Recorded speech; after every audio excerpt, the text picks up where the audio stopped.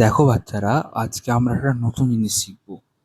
কি শিখবো দিকে দেখো তো, আমার কাছে এটা কি আছে? এই যে দেখো, একটা কাগজ আছে, হ্যাঁ।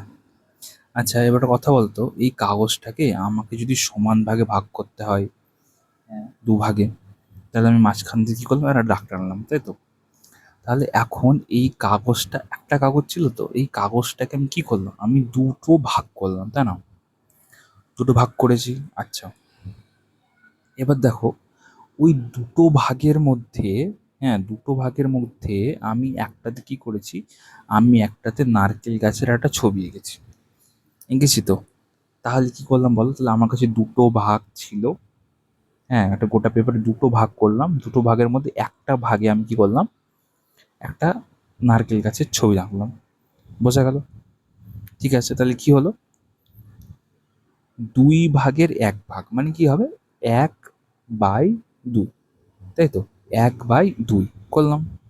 আচ্ছা, এবার আরেকটা উদাহরণ দেখো। দেখো, আমার কাছে এই একটা কাগজ ছিল, ঠিক আছে? আমি কি করলাম, এটাকে চার ভাগ করলাম, চারটে লাইন টানলাম। চারটে লাইন টেনে আমি কি করলাম দেখো, একটাতে, হুম, চারটা ঘরের মধ্যে একটা ঘরে কি করলাম, একটা ফুলের নামে একটা ছবি এঁকেছি। তাহলে আমরা কটা ভাগ করেছি? চারটা ভাগ করেছি। ছবি কটাতে এঁকেছি? একটা ভাগে এঁকেছি। তাহলে কি লিখবো আমরা?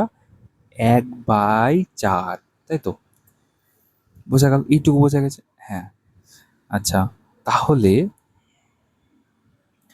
একটা উদাহরণ তোমাদেরকে আর দিই, দেখো কি বলছে।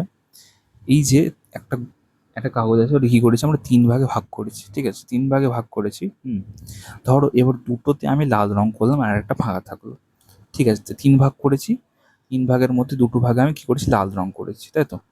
আচ্ছা, তাহলে কি হলো, তিন অংশের মধ্যে দুই অংশে আমি লাল রং করেছি, করেছি তো? আচ্ছা, তাহলে আমরা কি লিখলাম, 2/3। আচ্ছা, এবার তোমরা ভাবতে হবে, এই যে 1/2, 2/3, 1/4, এগুলো এর কি, এগুলোকে আমরা কি বলি, দুটো, তিনটে ভাগের মধ্যে দুটো ভাগে আমরা কি করেছি, রং করেছি তো, এটা কি বলি আমরা, ভগ্ন অংশ। হ্যাঁ, মানে ভাঙা অংশ।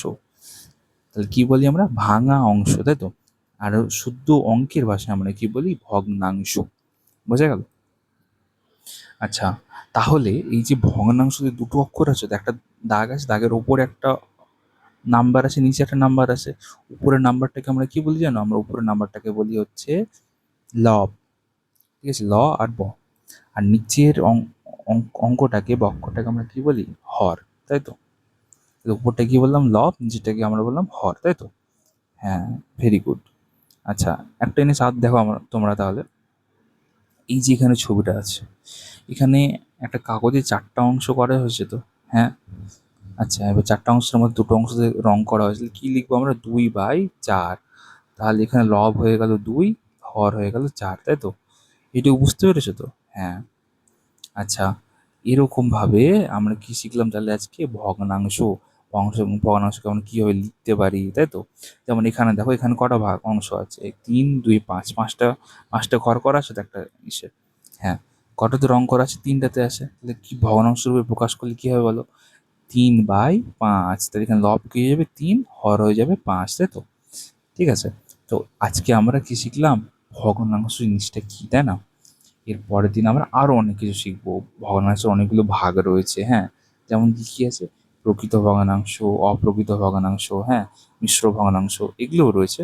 এগুলো আমরা পরে আবার শিখবো, ঠিক আছে? তো আশা করি বুঝতে পেরেছো আজকে। আজকে এই পর্যন্তই, হ্যাঁ।